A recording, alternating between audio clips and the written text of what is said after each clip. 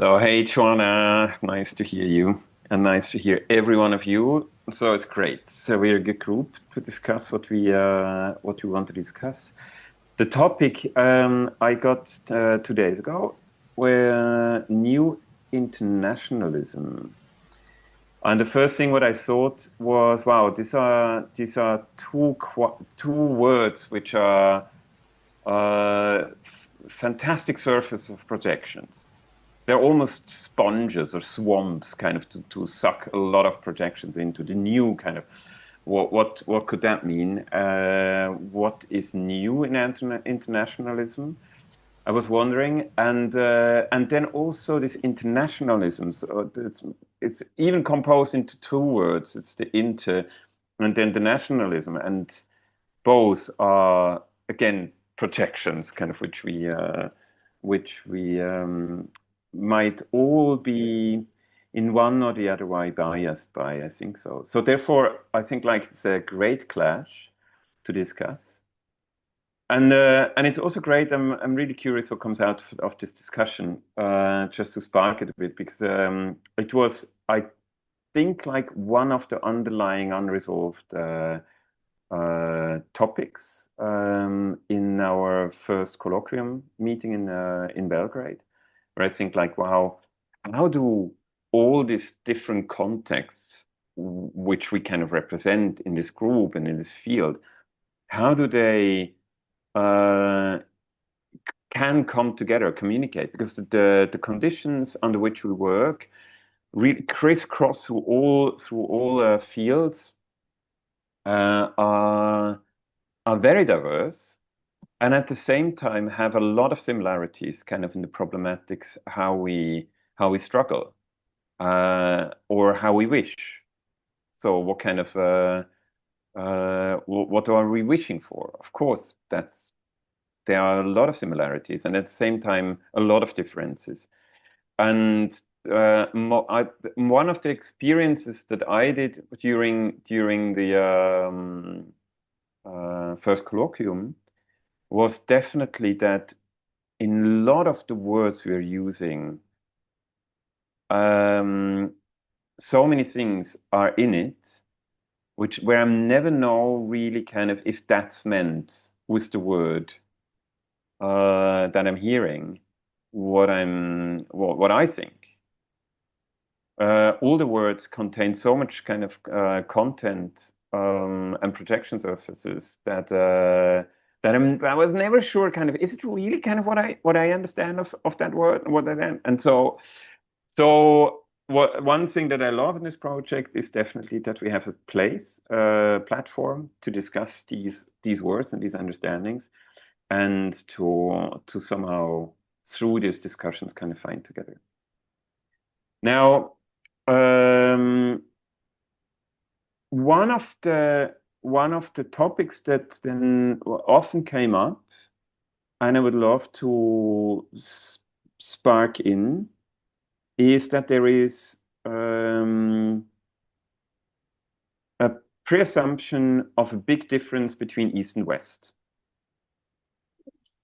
And that there are a lot of notions and ideas, kind of how East Balkan or Eastern Europe wants or doesn't want to become West, and what the West can give to the East or wants from the East, or why does it want to expand to the East? And so there are a lot of kind of around this East and West discourse, and I'm wondering how can we see that? How can we see these differences?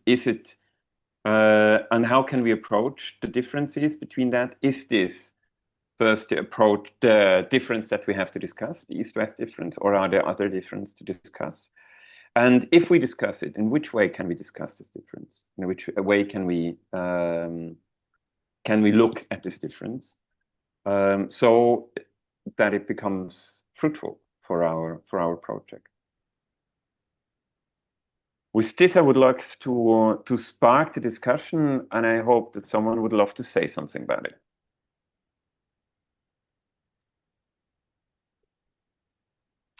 I mean, it's great if you use the chat, but probably better to use the voice. It's really kind of just raise your hand or start to speak. If too many people are starting to speak, it's better to raise the hand.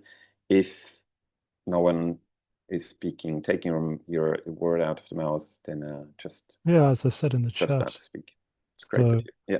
I don't think East and West is important from perspective of where I work. It's very much kind of an old style, um, what I call old world art kind of attitude. I think because I work primarily online, these distinctions don't really matter to me. Dean is here. I'm actually a member of Format C. I should have said Zagreb, but I'm based in Ireland. But most of my work is seen in Europe anyway. So to me, it's an irrelevant kind of distinction. That's just basically what I said. So yeah. Well, for me, um, I mean, like centralist people, of course, it doesn't matter, but um especially uh, having to deal with the budgets of shared visions of this project, it's very obvious the difference in the remunerations that people get and expect, and the state giving from between uh, at least Western Europe and the Balkans. Um, and this is extremely diverse. I mean, like the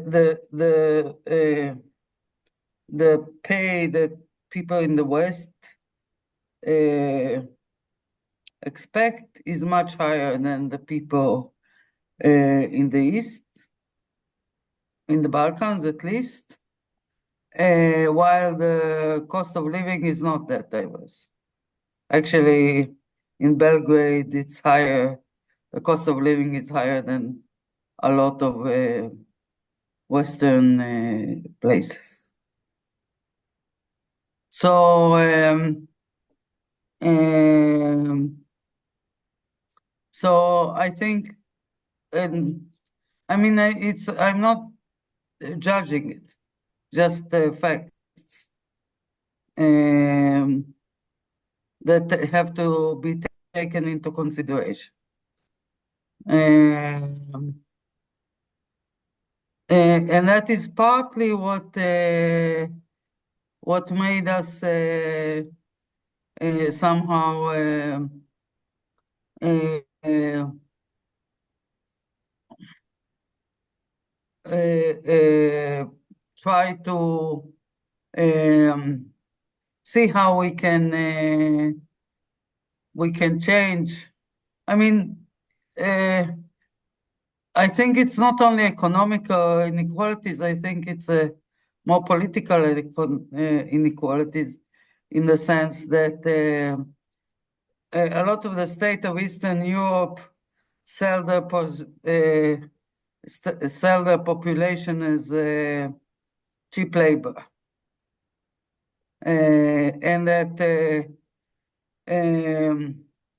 intentionally to attract foreign investors or send them off as guest workers in different Western European countries and so on.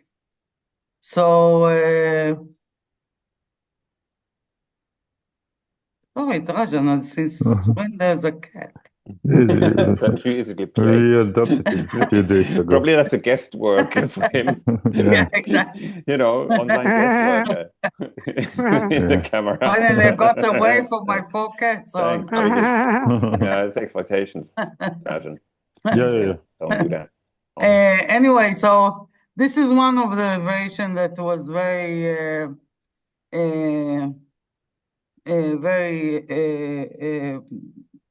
became very visible. And it's interesting that on another level, there's what we used to call Eastern European countries now rename themselves as Central European countries. So it's a whole new geopolitical, not term, but redefinition of areas in Europe.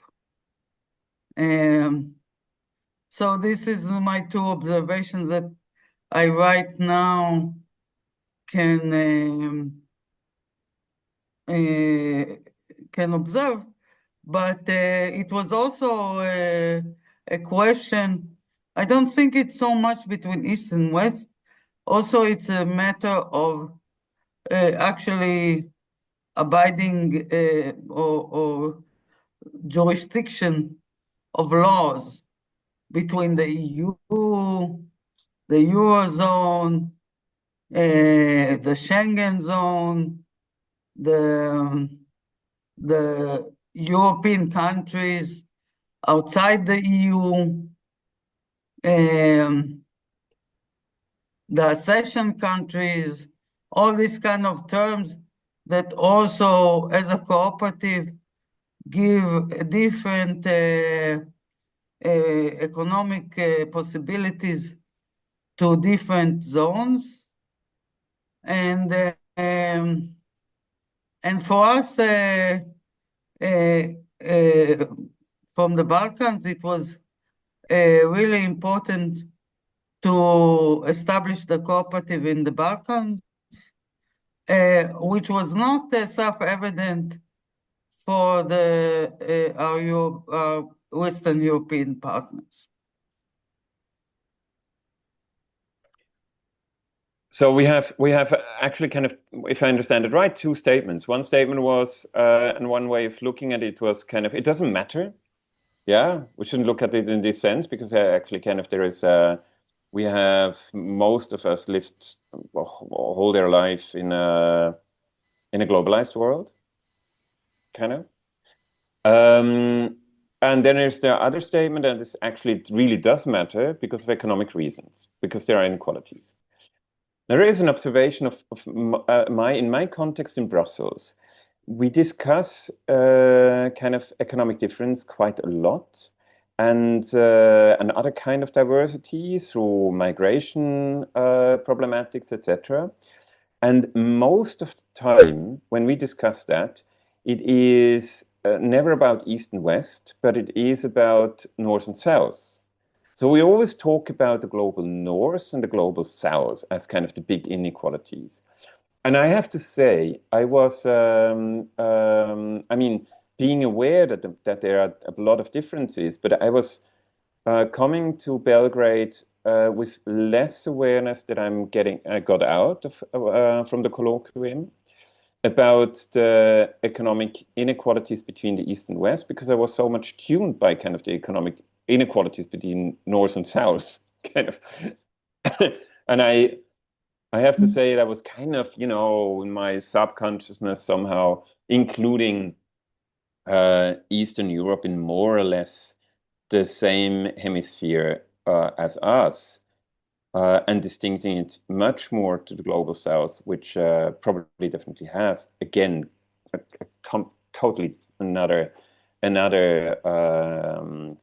scale of problematics. So I would want to see the whole discussion again, also kind of in this spheres and in these discussions, because there is, especially from a Belgian perspective, definitely historically some duties to be resolved on that level as well. Emanuele, you want to speak? Yeah, just to share that I mean, I quite agree with Nicholas and Noah, even if apparently are different position. No, Uh, no. because, for example, also from my perspective as uh, uh, a person that was born in Italy, but for example, I've been living in north of Europe for uh, years. The main economical inequality that I perceived in my life traveling a lot was in between the south of Europe and the north of Europe for income, also state security, for unemployment or for welfare and so on and so forth.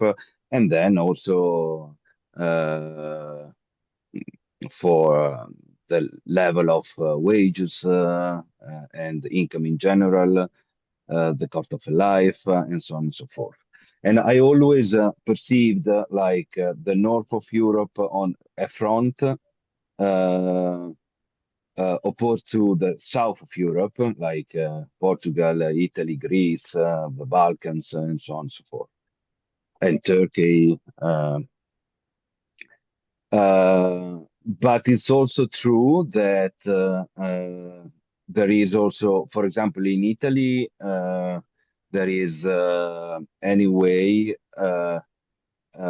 part of the people that are moving here for a better condition are from Moldavia, for example. So there is also this trajectory. So in a way, I would say that there is less equality north versus south, but also west versus east. And so the corner southeast is the worst in this diagram, and so on and so forth. But probably I I also nowadays I perceive the situation in the south of Europe closer to the southeast than the condition on the north. Um, Apart from this, in many discussions, we started also to be to be conscious that we, as Italian, are the south of the north, and also Serbia or Croatia are the east of the west, because beyond these borders, there's even more contradictions and economical equality. Like, for example, arriving in Tunisia or Egypt or sub-Saharan Africa. So we are in this in a fade off, no, in a way. Um, and so the question for me is that politically speaking, nowadays we are living in a Europe that is quite closing the borders in order to keep the privilege, and is also facing alt-right and fascist political position in order to feed this idea to close the privilege in a border. I don't know where is it or where will be exactly, but a border. And my question here is how this cooperative idea that we are launching could be could go beyond this fortress, could break these borders, and could be also a safety net beyond the state's structure, uh, within and beyond the state structure, in order to be a safety net for the the possible collapse that we are facing of Europe.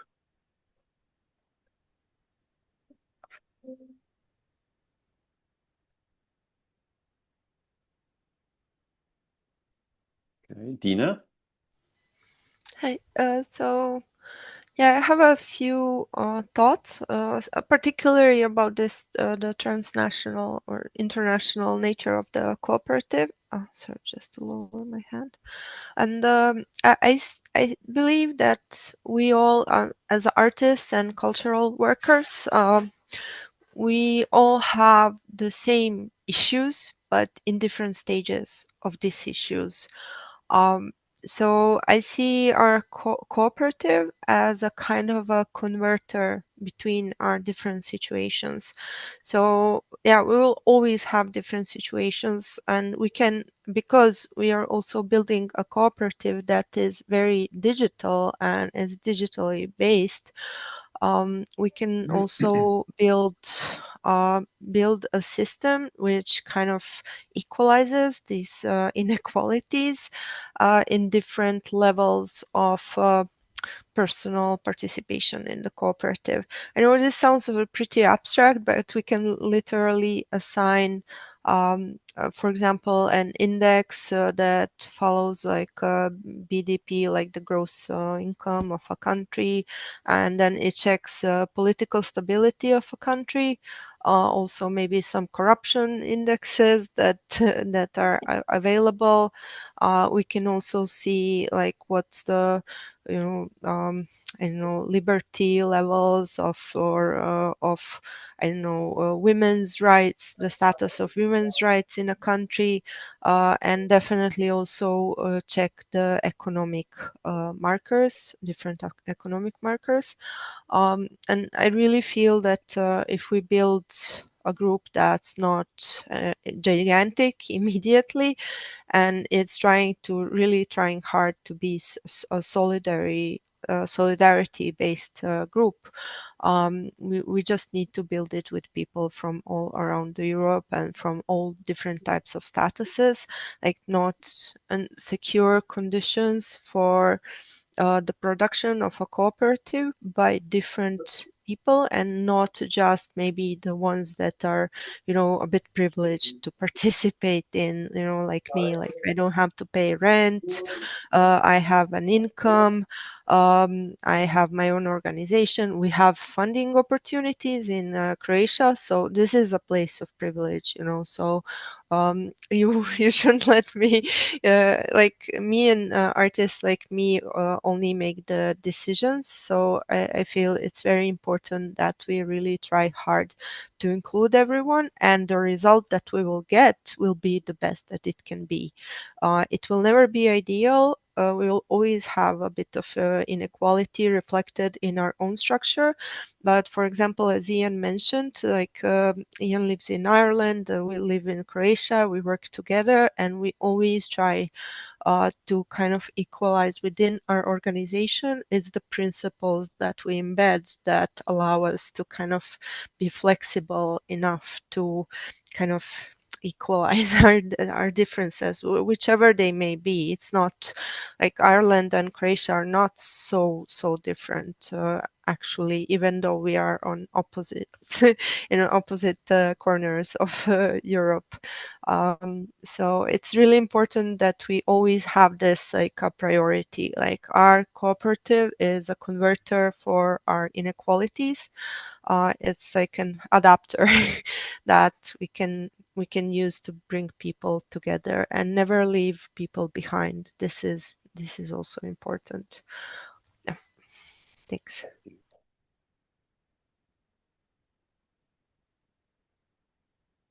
So the cooperative as a converter of inequalities.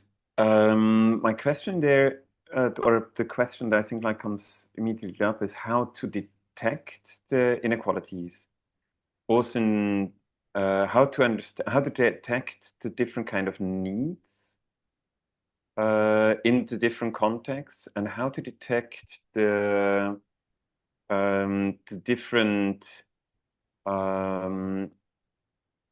different assets that we can offer to each other, or possibilities that we can offer to each other. One of the things that came up in the colloquium also that remembers to me is we want to make something that functions. What does that mean? How how to make it work. And I think like this, to make it work is very related to understand the needs and the assets or possibilities or offers that we can give to each other. Does anyone have ideas about that, these possibilities? Federico. Yeah, thank you. So I just want to maybe make a little introduction. So I think that we live in a system that demands always to be performative and great performance from workers, and probably more if you are an artist or a cultural operator. And for example, in Milan, my city, this city is one of the most expensive cities in Europe, and also one where wages are fixed over the past decade. So the cost of life is increasing a lot. Also the cost of rents, cost of food, cost of free time, and in the same time the wages are stagnating, are not fixed. And also I think that in the same time the system of art funding is becoming every day more toxic and shaped and also layered by bureaucracy, restrictive agreements, and also forcing workers and operators to have less time on the political development of their work.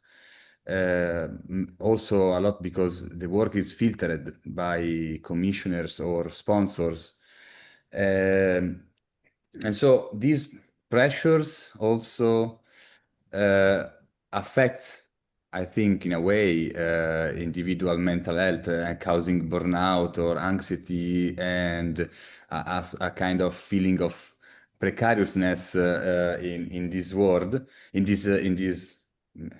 these artists and cultural workers.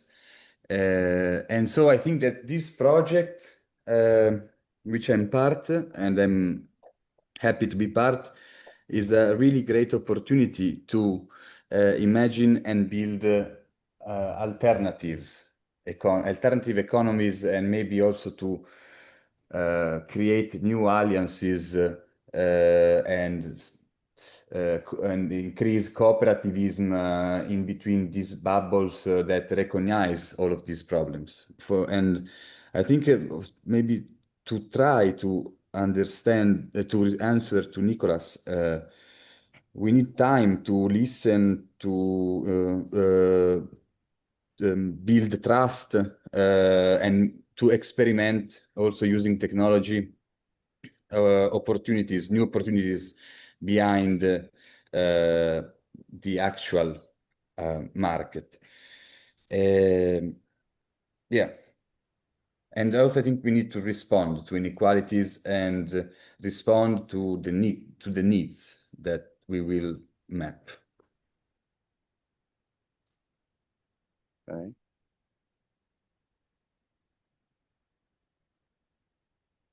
Is that includes that a political response? So in terms of really proclaiming political demands, or is it something? I mean, would you see that as a task of the cooperative to become politically outspoken, like manifests, whatever? Yeah. Or do you see that mainly in kind of becoming active in creating alternatives and in creating prefigurative ways of being political? Yes. I think also following what Emanuele was saying,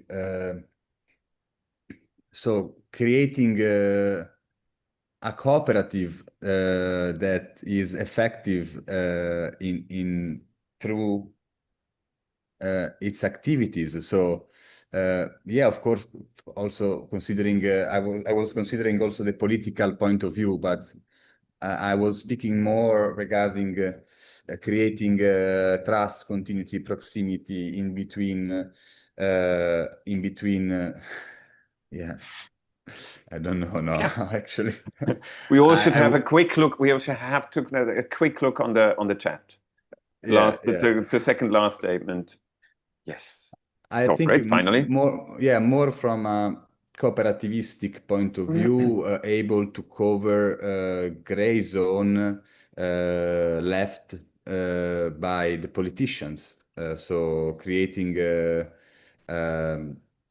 kind of social enterprise that is able to, or a cooperative that is able to face the gray zones left by the politicians. So a little bit more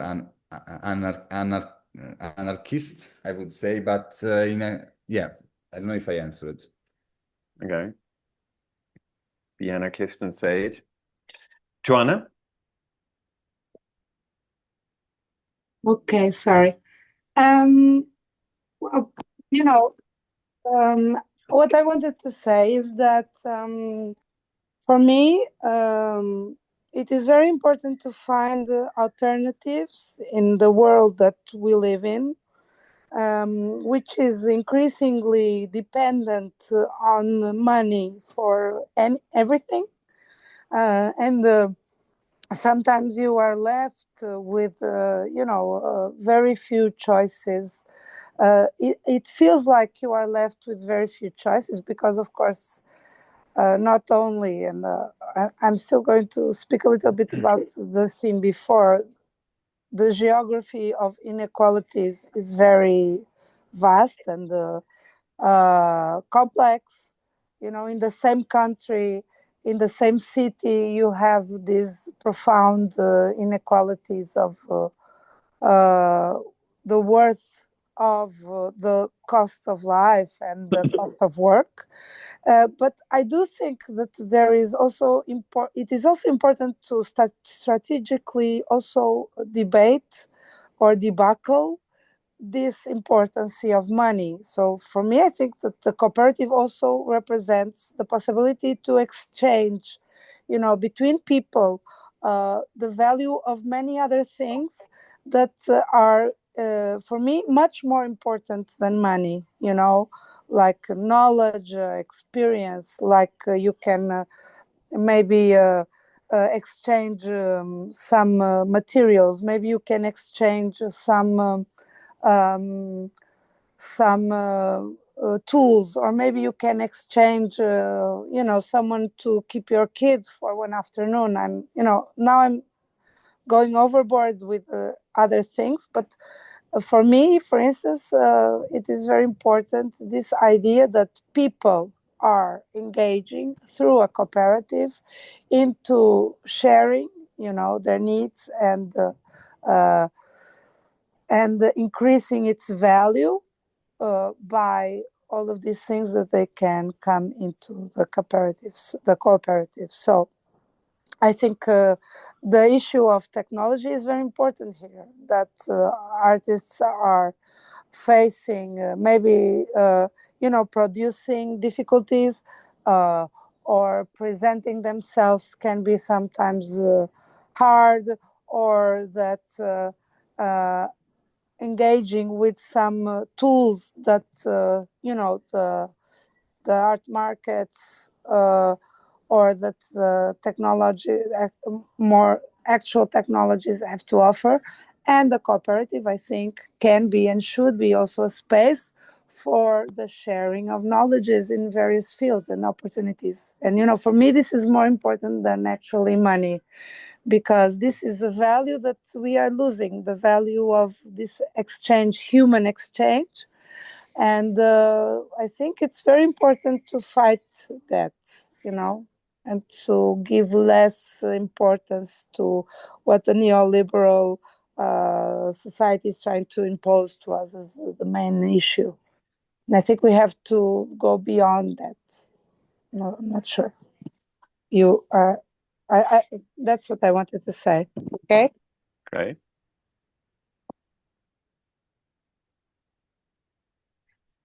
Noah, do you want to respond to that? Yeah, I mean, I agree theoretically, and also in other ways.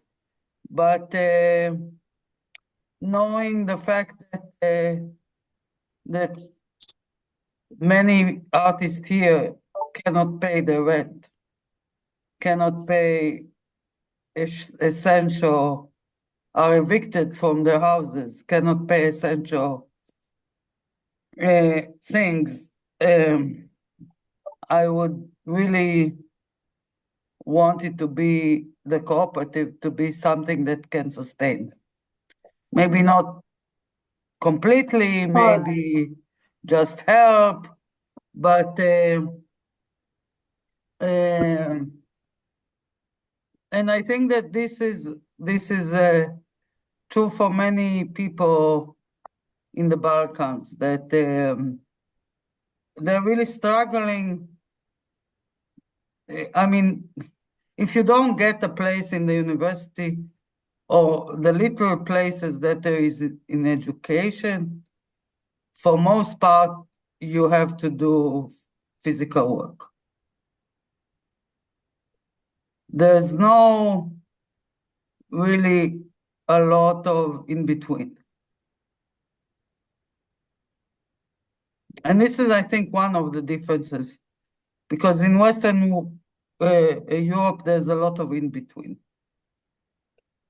You can be a secretary, you can be this part-time job that will still allow you to do your art, and so on and so on. This, for most artists and cultural workers in the Balkan, is very difficult. So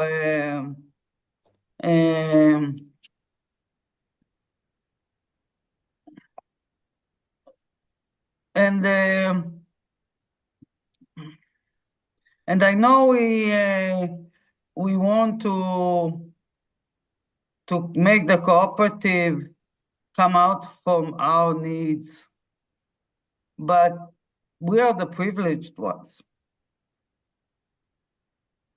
We are the ones who already got to the level that we can access EU funds.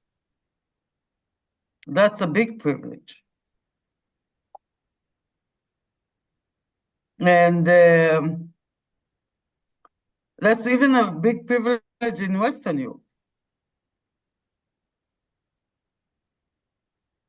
Most artists in Western Europe even cannot get to that level. That's a whole, I mean, this is a whole new class of people, not only artists, like in all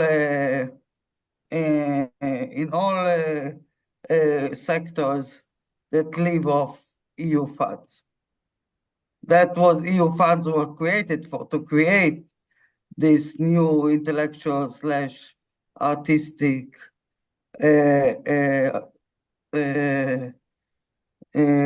superstructure. I mean, it's all a class thing. And we have to be aware of that.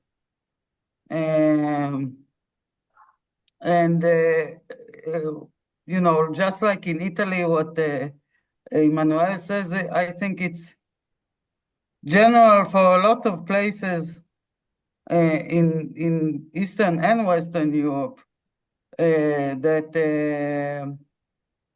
the big cities are not outside, are not the periphery.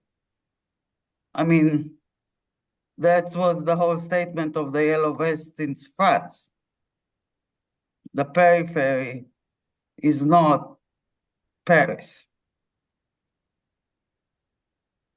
So I think that that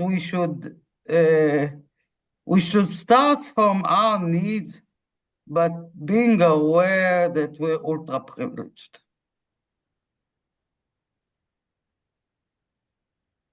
And that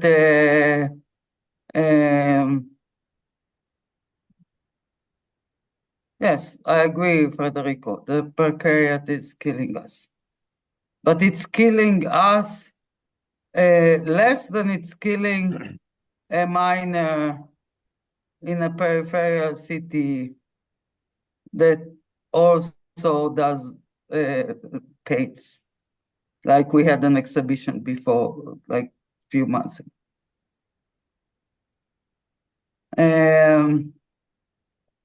So, I mean, we really need to keep this in mind that that a bigger, wider circles, a bigger context is less privileged than us. So, Nicola.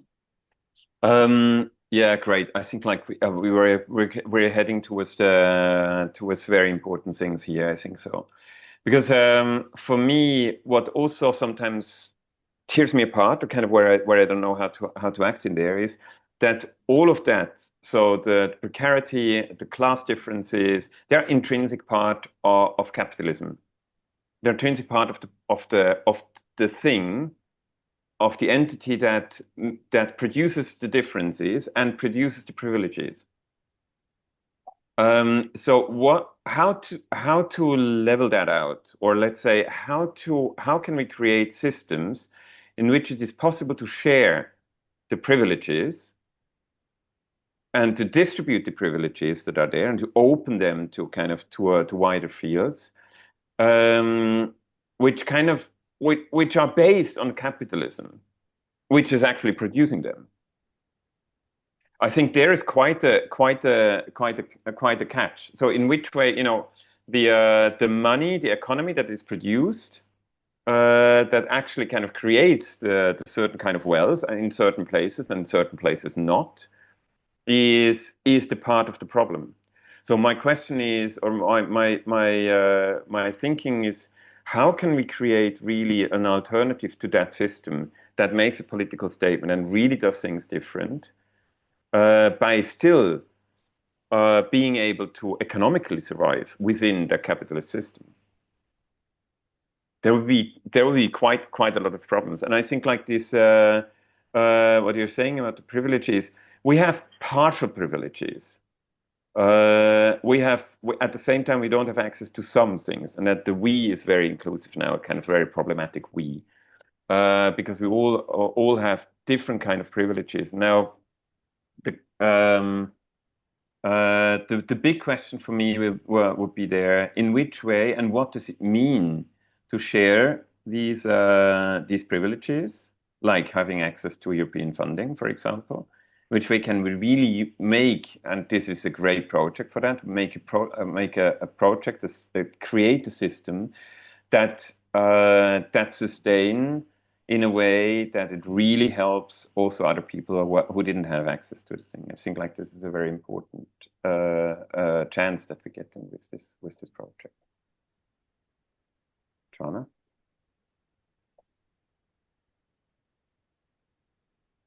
Yeah, I agree. I mean, I don't think that I think this idea of the distribution, of money earned is a very important and very interesting perspective. Okay. Like we talked about having the pools, the pools of money that allow for people to develop artistic projects, for instance, and get paid for them. And I'm not putting this aside, but I do feel that there is a lot more on the stake, because this idea of cooperation and of having cooperatives and of, I think that the mere act of having a cooperative into action so that people are learning to trust each other, or people are learning to communicate their difficulties and try to resolve them through a solidarity group. All of these things are important into shaping alternatives for this emerging a robot society where we work from 9 to 12 and then we rest 20 days a year, which is a very strange society because what I feel like is that we have to look to the concept of cooperation in itself, and that the political work that is founded in this building of relations is very important political work as well.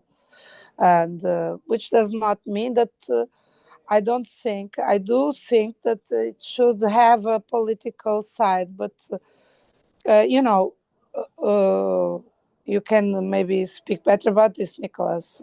For instance, here in Portugal, we have never managed to get into a union of artists. It has been on the table for many years.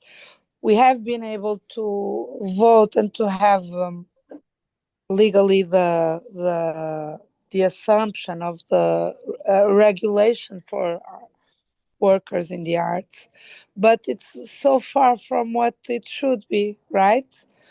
And I do think this is political work, but organizing economically is very important, and I think it's one of the best things we can do to change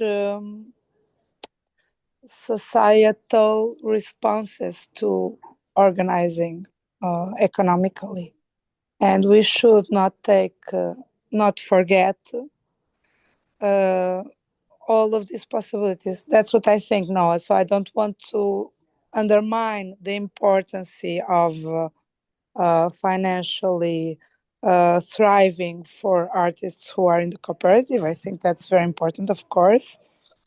We do that here with our cooperative as well. I mean, we are paying our salaries, right, with the work that we do. And then we try to do cultural work, and we try to organize in ways that we can also not just have clients, right? We can have also partners and people to think about new perspectives. So sorry, I'm talking too much.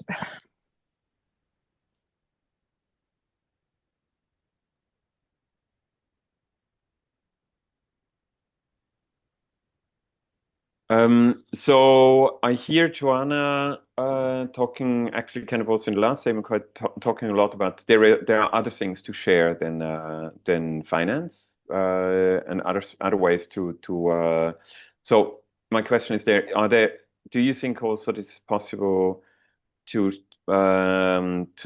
level or balance inequalities through other assets that we have to share or other things that we have to offer than financial remuneration or to inequalities?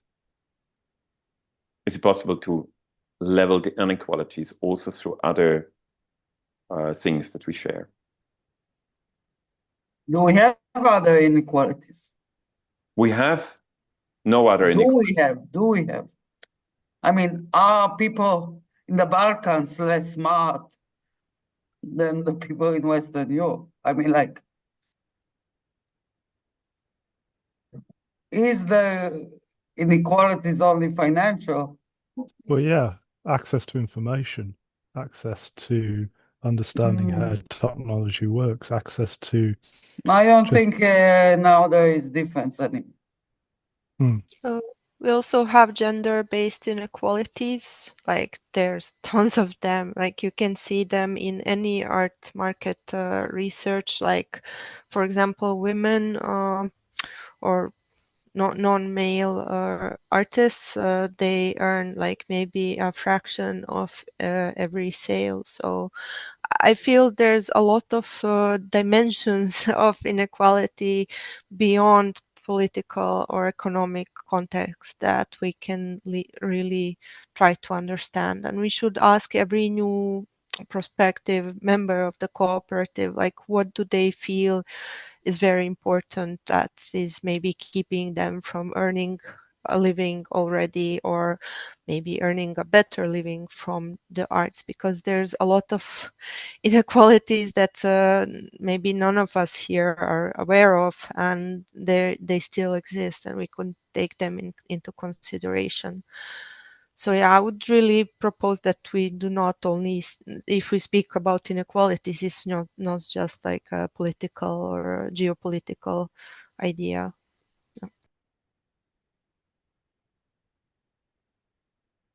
Joanna, is your hand still up because you want to speak again, or is it it's down? Okay. Personally, I think like there is definitely a lot of things to beyond finance to share, and I think we should definitely think about it, because that makes the whole project on much more levels attractive, and for much more conditions attractive to join. So sharing per se, whatever it is, kind of from all different sides of knowledge and experiences. And I definitely think, I mean, there is not in terms of quantity, definitely not at all a difference between all of our countries in what kind of knowledge belongs, but also other things of experience. But qualitative difference, there are a lot, and perspectives, there are a lot of difference to be shared. And I think like this is one of the biggest assets we have in the cooperative, that we can create a place where this is possible to share. Because I do think on all levels in the future, we will have many different kind of unexpected problems in different kind of contexts. And to support each other in that, and understand each other in that, takes much more than, I think, like just the economic, to leverage the economic inequality. But at the same time, and I think like in our discussions we are definitely there, this economic inequality can't be denied, and we have to find, and it might be one of the most difficult things to really face, how, and really understand how to do that. Emanuela, you're first, and then Noah. Just to continue sharing the situation here in Italy, for example, in Milan. I have to say, we did a lot of assembly, self-manage within artist communities. And I have to say that the situation here is quite similar to what Noah was saying. The main, I mean, content shared in these assemblies was that they were not able to pay the rent. Some of them were under eviction. And they usually, and most of the artists are used to do like working for dishwashers, restaurants, bars during the night. So this material, I mean, more practical things, side jobs. And then usually in a city like Milan, the turnover it lasts 3-4 years, and then they escape to the south. South of Italy is much more cheap in terms of renting cost and so on, or to the countryside. So just to say that the situation is more or less the same dynamic. Second, I mean, in order, I think I always found what Joanna was saying true. But I mean, the main problem is that this neoliberal capitalism is very smart, and is very difficult to reverse engineering the desire that is embedded in our body. Noah, when I was in, I remember a discussion I had with Noah in Belgrade, where she was asking in the conversation why also in Serbia, in the countryside, the people are used to buy a stool in IKEA instead of a portrait handmade by the neighborhood. And I think what cooperativism and an alternative infrastructure has to deal with is how we can dismantle this desire, this commodification of desire.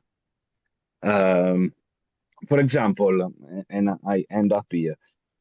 In the past years, I am 49 years old, and now we have more than one organization within the art and research, and I'm usually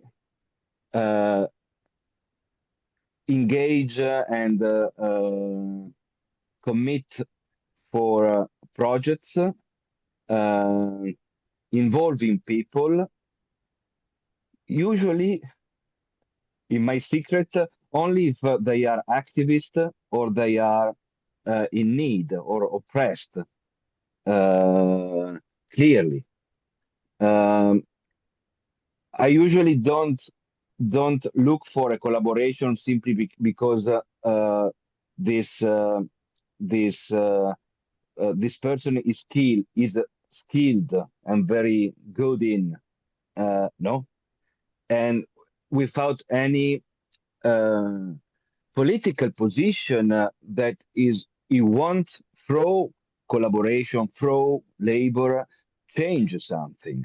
For example, I don't know if it's useful, but I think one of the point here is how we can change infrastructuring our mind, infrastructuring shared vision at the point in which I prefer to buy a publication by Maxim than to buy a very intellectual and critical studies, also political positioned from I don't know, UK on Amazon.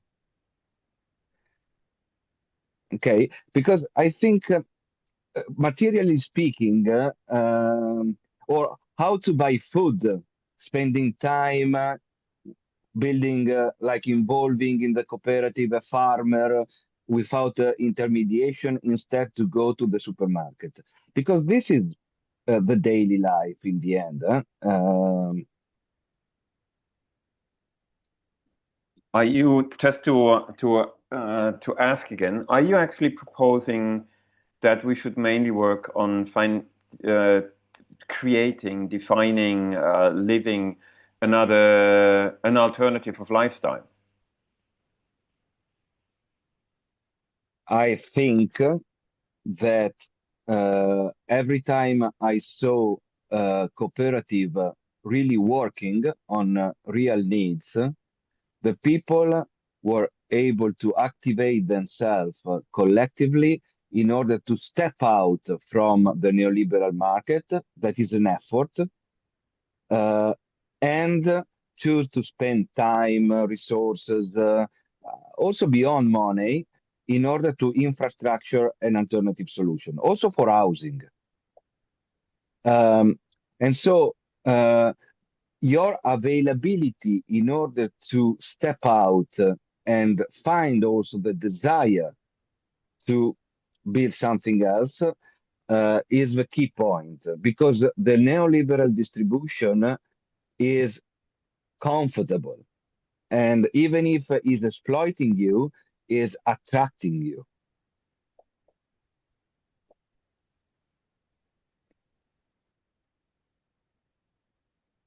Definitely. So it's quite difficult to understand to create an alternative to that. We all very much know, even though if a lot of alternatives actually make a lot of sense. But if no one else want to speak, I want to bring up a line of thinking that I already mentioned sometimes in the colloquium, the kind of diverse economy approach. And there was a friend of mine who was very much into it, Kate Rich. She always said, like, the problem is that we actually give so much voice to capitalism. The problem is that we all think like that we also all think that's the only alternative. You know, the Tina model. That we think like this is the thing that we have to fight. And there are actually, and what she's often was pointing out is that there are actually kind of a lot of things that we already do that are not capitalist. Spending time with friends in our garden, or exchanging baby clothes, reusing baby clothes, kind of the exchange market. Giving gifts to each other, etc. You know, there are kind of a lot of things that are circular economies involved, reusing things. There are economies which help to sustain definitely, but probably on a marginal level. And the thing what we have to do is only kind of to raise these other practices, kind of to make them bigger. And if I kind of think like it would be great to be able to create such a you call it infrastructure. I think that's very good. To create infrastructure where actually these kind of radically alternative economic models are getting a place and a possibility to grow in itself and take over at least as much as possible, part of our life. So to go definitely from the being focused on capitalism, thinking that's Tina, to going away from that and look at tapas, kind of there are plenty of alternatives, and raise that and create spheres where the alternatives can live. Diana, Tina. Hey, so on top of this subject, I just want to emphasize Ian's contribution from earlier, and that is open source and also free cultural licenses. As I understood, I think the whole shared visions project is gonna be under, like, the assets would be published under Creative Commons. And this is a pretty simple way for this like circle economy, solidary economy within the arts production in the digital domain and also in the organizational sphere or the civil sector. And this is amazingly like pretty often pushed aside in any discourse with NGOs or any production organization. And I've seen actually cooperatives bringing even more contemporary licenses to the table, saying, okay, anyone can use, for example, the Copy Far Left license says anyone can use and even sell the work that we make, but as long as they are a subject which is organized cooperatively. So I feel this is a really important dimension. It's not the only one, but it is like one of the base dimensions of knowledge creating and sharing that we should definitely embed in our cooperative if people of course agree. But I feel it's often overlooked as not being relevant, and it actually allows us to produce art, knowledge, and comradeship, like even beyond space and time. It's kind of like the internet is a timeless medium, so we really need to take care of that. And there's a lot of other also physical ways to spark these economies. And yeah, maybe I'll let someone else speak now. Thanks.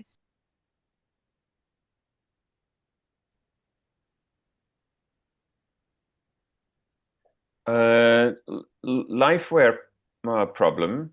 You're typing quite a lot of things and a lot of ideas into the chat. Would you want to kind of explain quickly what you're writing and why you're writing it? I don't know your name. I've my real name is actually Ian Keaveney. Ian Keaveney. Okay, so nice that we can.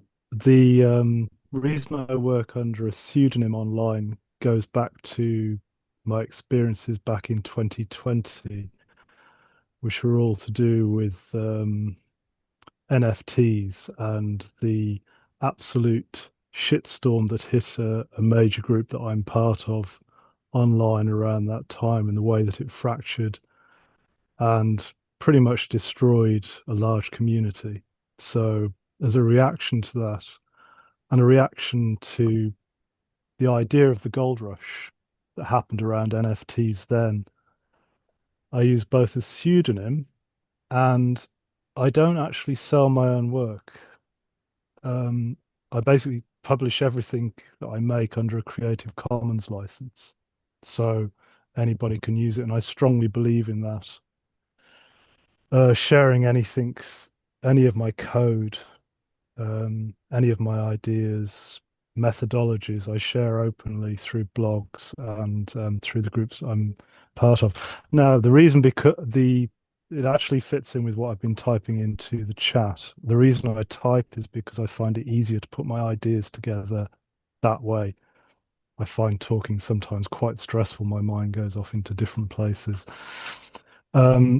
So I grew up in the UK in the 70s and 80s, and I was privileged enough to be one of the final years of my generation to receive a full art grant. So I could go to art college basically with a grant from my local authority. And what happened in the UK was that those grants, I'm a working class guy. I come from council estate. All the people around me were workers with Leyland, places like that. So I saw social disintegration basically happening in real time as Thatcher came in. My attitudes towards money and sharing and society in general are very much forged by those experiences. So what I saw in art colleges after I got in, which was in 88, was that gradually grants were being reduced, and the people who had access to teaching about culture and making culture were more privileged people from middle class or upper middle class or upper class backgrounds. There were quite a few people from, shall we say, richer families who started getting into these colleges because not because on artistic merit, but because they had money to access. And so I believe that sharing in the way that I do is a way of getting around those barriers. Culture should be for everybody to experience and to make. And it's not necessarily through money, it's through ideas and giving people access to opportunities or spaces in which they can present their work and sidestepping the traditional art academies. So what I've been writing is a reflection of my basically a thought out position. So that's essentially, but again, what there's some if you could still sell it via the Coop. Yeah, I mean that's not a problem. I don't have a problem with selling my work. It's just that I'd rather make work that people can actually see in a real space than have it restricted to a gallery where only a certain culturally privileged people can see it, which is why I think online to some degree is a leveler because most of us have access to it regardless of money, position, whatever. So most of my attitude is about sidestepping traditional gallery systems and traditional art establishments. That's basically what I have to say. So yeah, if that makes sense. Yeah, to me that makes a lot of sense. I mean, for in my line of thinking, as I said before, the problem is capitalism itself and how it draws us into itself, and to establish alternatives is a tricky thing, and it is very much. I'd posit that the alternatives are already there, and that we have to emphasize those alternatives that are already there to make them stronger. So rather than using capitalist systems like Facebook, etc., which have basically been monetized, that's why I talk about information economies. By using Facebook and established systems, by using proprietary software, we're essentially still buying into that whole information as currency system. We're feeding it. So we have to step outside of those systems and emphasize those rather than feed the beast. Yeah. So now, what I often see kind of in our group, it's very much kind of out of my the circle or the context that I'm coming from. There's a lot of talking about how can we actually step out or away from a financial system and kind of decrease financial system, and step out and still kind of sustain within the structure that we are.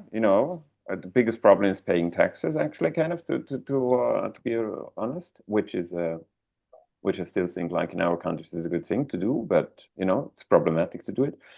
Now, at the same time, I'm hearing a lot from the Balkans, that actually just having money in order to be able to somehow sustain is very much a need, and it's totally under that line kind of to be able to sustain. So actually kind of the discourse is there a bit of flipped. On one side, I hear there is a need to get at least a bit of money in order to kind of to get over the water, and even though most of the artists surrounding my context have a financial problem as well, but actually kind of the wish to get away from and out of the capitalist system is quite big, and a lot of the discourses are going there. Now, again, how can we bring these somehow together? And I think like there are definitely possibilities to actually bring that together, because if we find out ways to sustain beyond the capitalist system, we help a lot of contexts, I think so. If we find ways to be beyond the financial and the capitalist needs, we would help a lot of the context, I think so. I don't know how to bring that together, but probably someone has an idea about that.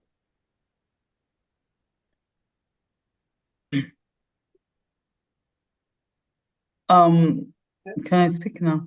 Yeah, sure. I think we need to make money in the capitalist system and distribute it not in the capitalist system. So we can use whatever means to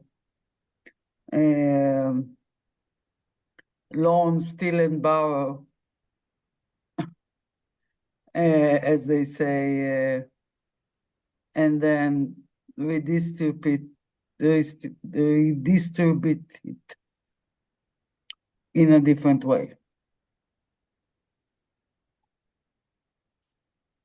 So whether it's through sales, crowdfunding, grants, whatever we can put our hands on collectively, and then within the cooperative, we distribute it in a different way.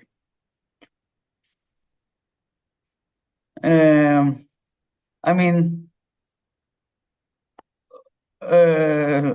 however we want to see ourselves, we still will be in a neoliberal capitalist system or whatever it will evolve into in the next stage. But we cannot pretend to be outside the capitalist system. We are in a capitalist system, and we need to make money in this capitalist system, and we need to be wise about it. And then how we distribute it internally is a different question. I mean, we will decide this through the bylaws of the cooperative and so on. So using the token or the crypto, our own cryptocurrency, which we are building now and so on. But we are still in the context of a capitalist economy. And we cannot ignore this. I personally don't see the grant system as external to the capitalist economy. I think it's an EU project to create a class that is dependent on this funding. And if you think that Ursula von der Leyen is a socialist, then I wish you luck, but I don't. That attribute is probably not really appropriate to her. Okay. Federico, do you want to say something? Yeah, thank you. Yeah, I just want to say that, first of all, the capitalist approach is really fast. And so our time is also running out. And so we have to think with their methods, and I don't know, probably try to be faster, but it's not going to be easy. But I think we can do a lot of stuff as a cooperative. Also, we experimented a bit of this stuff with the Macau project in Italy and in Milan. But for example, we can create, I don't know, solidarity funds to support the members during the emergencies. For example, covering a rent also, or make possible the access to healthcare. Or we can share infrastructures in between the members, so studios, equipment, administrative tools, project writing skills, or legal and accounting support, and a lot more. I think this is really an occasion. This project could be also an occasion to create and promote collective approaches, collective processes, enhancing the participation of the future members of the cooperative in expressing their needs and finding together solutions and answers to those needs. Also would be great, and I was thinking to work on a kind of proposal for the project to map already existing projects or experiences or cooperatives that are using these kind of alternative models, and maybe also inviting them to present what they are doing as a best practice, as a kind of inspiration for our work. Okay, that's already quite a bunch of practical and possible ways to work beside the ideological discussion that we're having. Great.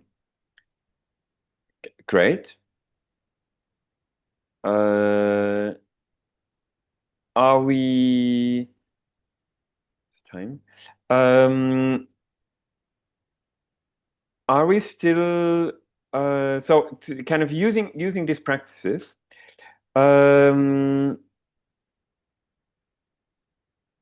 Doesn't exclude probably what Noah said before.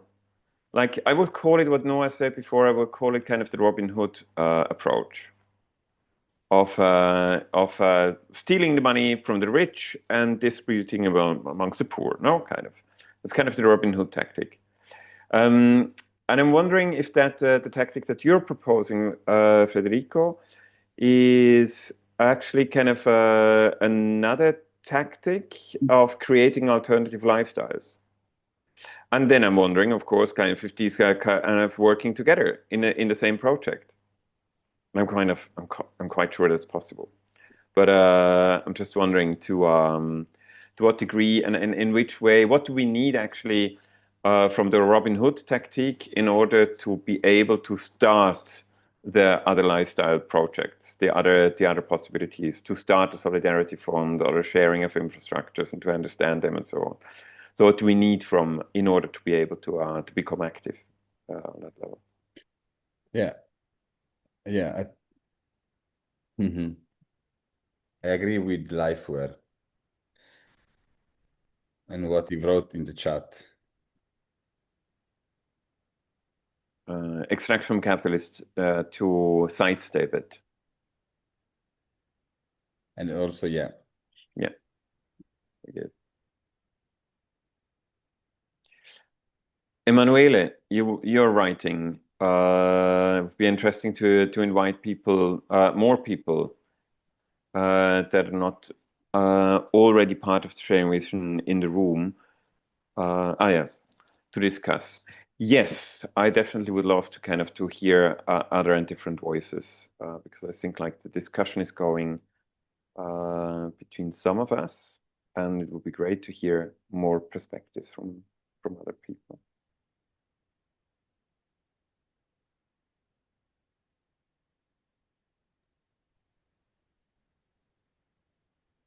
Oh, you don't hear me? Okay. Dragan, do you want to say something? Dragan, probably not, yeah, but it's not about tactics, it's also about the strategy. We can do Robin Hood tactics, but if we don't have a strategy, it's just gonna be ad hoc, like interventions or I don't know. I don't think like in this case, like in this scenario, we have to build a parallel social structures which can provide these things to, let's say, take the money from the capitalist world and to inject it into our perspective world, yeah.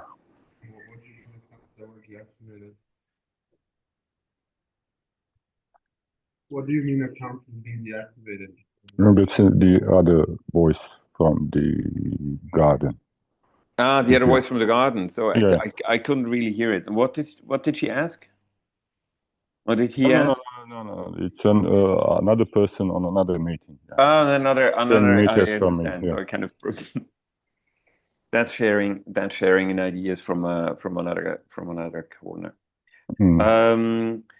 Now, there was often kind of coming up one question that we probably should address. There was in the colloquium we had often the discussion kind of where to place the cooperative and where to focus on and what kind of topic to focus on the cooperative, and in this discourse it became the question became relevant, like in which way would it be interesting to be part for Western European artists to be part in a cooperative that is based in the Balkans. And the other way around was definitely exactly the same question. If the cooperative would be established in a Western or in a EU country, how and in which way and why it would be interesting to join such a cooperative for Balkan artists. We came to a very practical questions. There are tax TVA questions in place, toll questions are there. But I also think like questions of the different kind of cultures that we project into each other, and very functioning question like with what kind of struggle and problem are we actually working with within our context, and why, if there is already that big struggle kind of in this context, why should we actually kind of share a cooperative that is dealing with with the struggles in another context? I do think that this, to address this question, is very important, because in that might be the actual practices, the actual things that we should set up and see kind of in which way can we serve the needs in there. Joanna, you want to say something?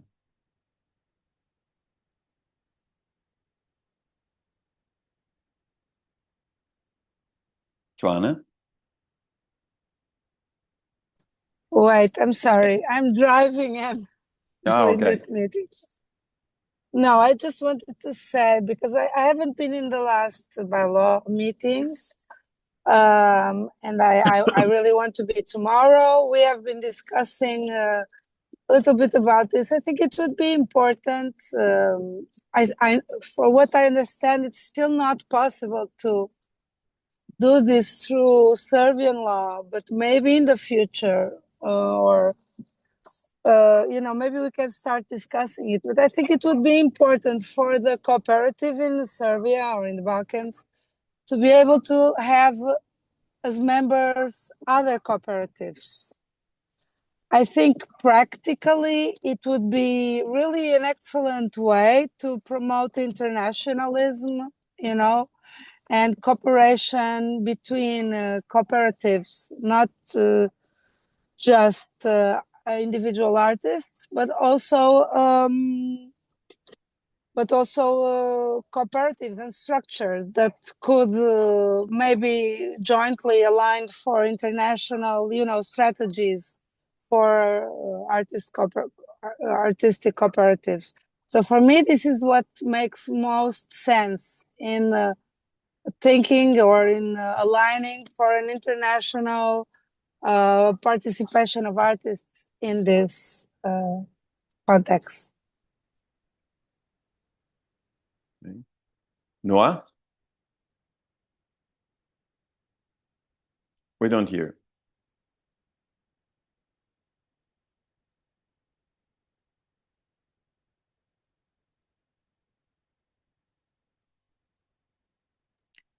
Joanna, could you pull your hand down so we don't get confused? Thanks. Now you hear me?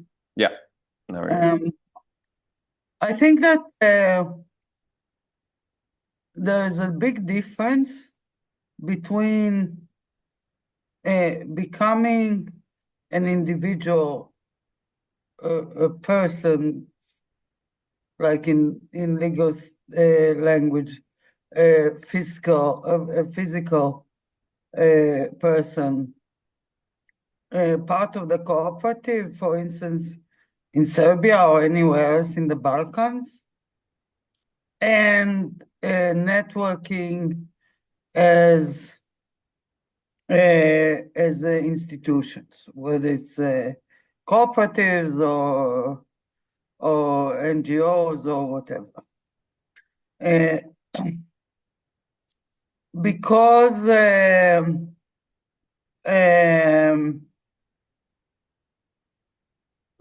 when we are a network of organizations, even cooperatives, in different states, in different positions, in the Eurozones, in the Schengen zones, in the EU, outside the EU, in the global South, and so on, in the global East. Then each keeps its own privileges. When we actually become individual members of a cooperative, for instance, in Serbia or anywhere else out of the EU, we relinquish our privileges. And we actually become equal. Do we want that? Are we prepared for relinquishing our privileges? I think this is the question.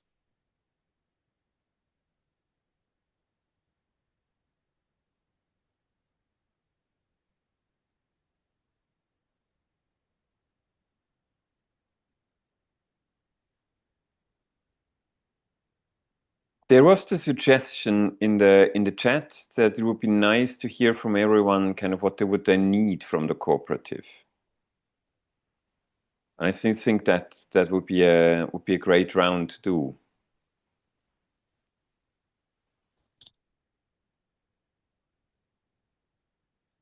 Yes. I do think and sorry, and probably I do think like this is it can be definitely this voicing what we need from it, actually kind of what makes it worse to kind of join.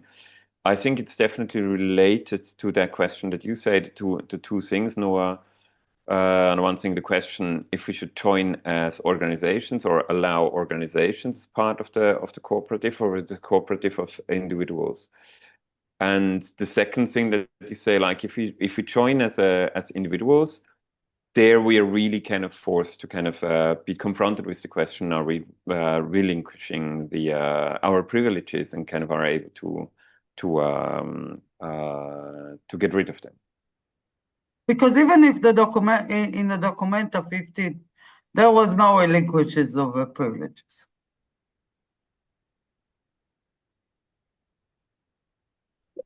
There No, was an can I attempt s- to bring some, like in a very philanthropic way, to distribute money to different people or organizations in different places in the global south, but there was no relinquishing of colonial privileges.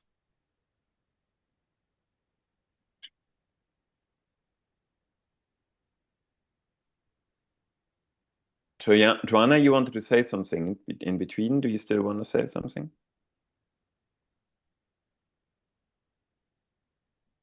No, probably not. She's driving a car. Maybe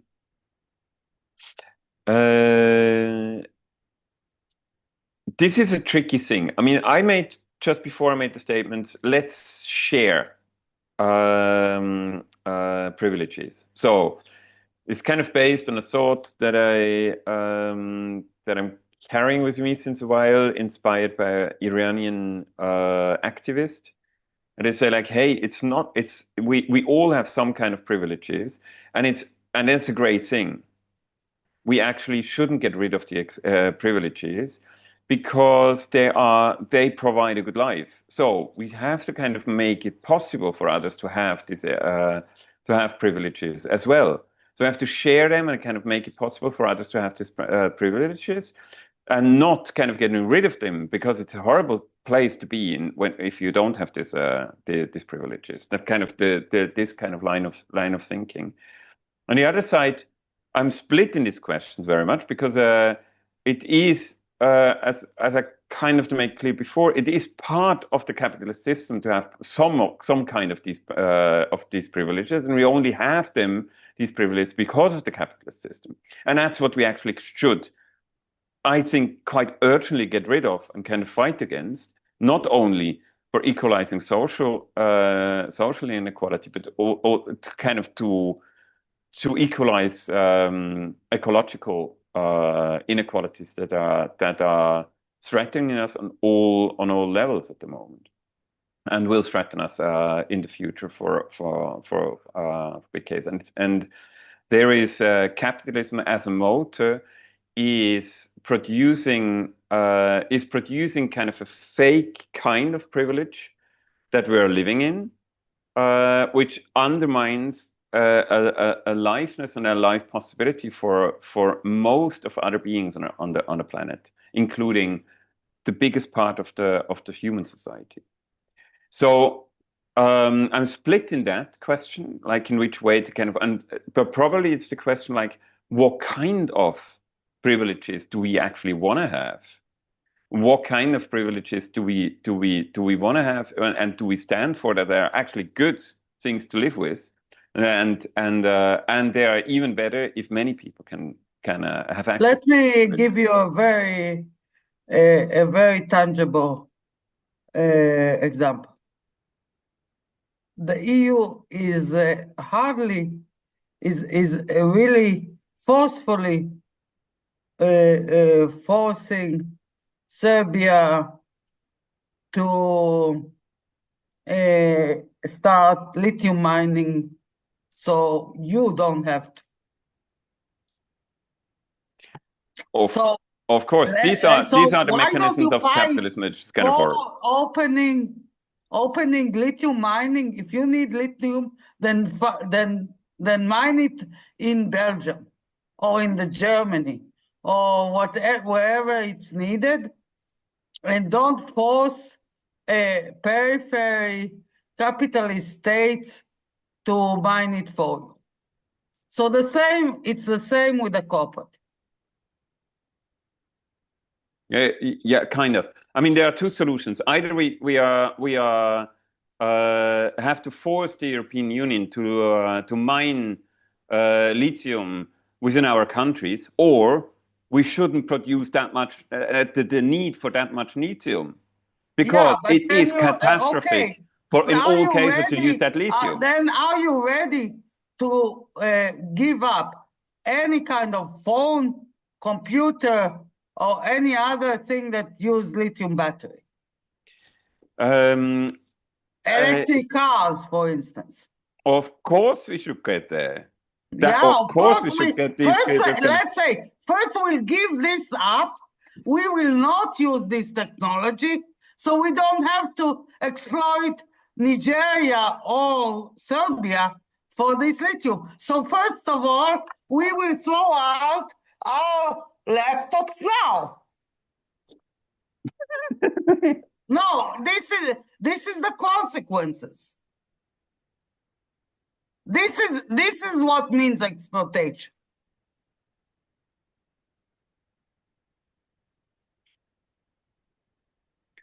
I totally agree there. Actually, I really agree, and there is a bit of a problematic situation with our project, because it's very much based on these technologies. It's a problematic situation with the EU, with Europe in general, Western Europe especially. Yeah, and now they're in a America, big problem plus China, because France was thrown out of the Sahel and Nigeria, and it was the main importer of lithium and all this uranium and other materials because of its colonial past from Africa. And now they're throwing it out. And now we're in a problem, so we press Serbia to mine lithium.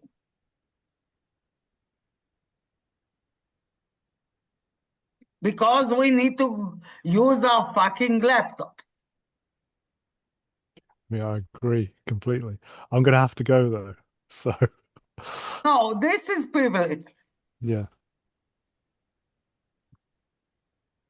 Totally.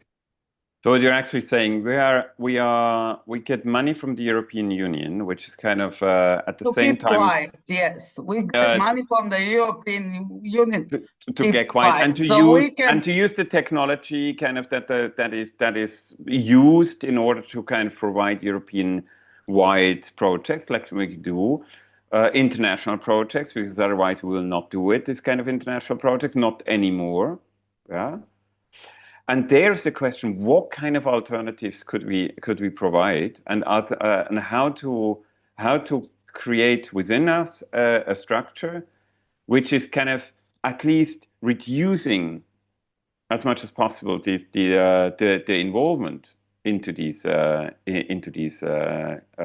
circles and into these economies. How can we, with a project, reduce the involvement in that? Ian, thanks for shaking your head, and thanks for being part in this meeting, and I hope very much to see you again. Would be great. I hope so too. This is heating up. I really want to stay, but I have to go. This is really interesting. Okay, bye. Bye. Bye. Bye. See you soon. Bye. It is past 8 o'clock. The meeting was announced till now.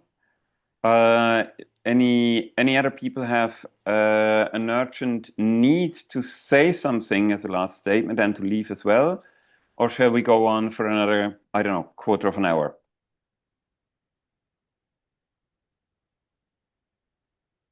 No, I think we can leave an open question for us for the next meeting, how we can jointly think of overcoming this impasse.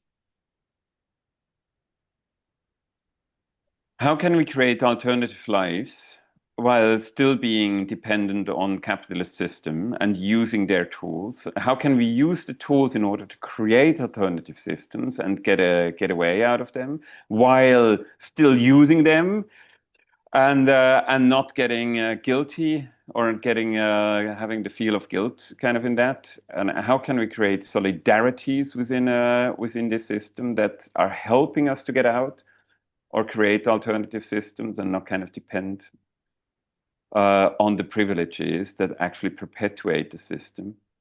It is definitely tricky, but there's to kind of use the term again. Let's stay with the trouble. Finally, we'll get to the Good Friday It's such a handy agreement. proverb becoming okay. If it's okay, if no one else want to kind of raise the voice and say last statement, we can keep the question as open as it is, but close the meeting for now and see us again in another combination, probably in meetings and open meetings like this one. Thanks for joining, everyone. It was great. Yeah, it was. Thank you for everyone. Being on a point, I think.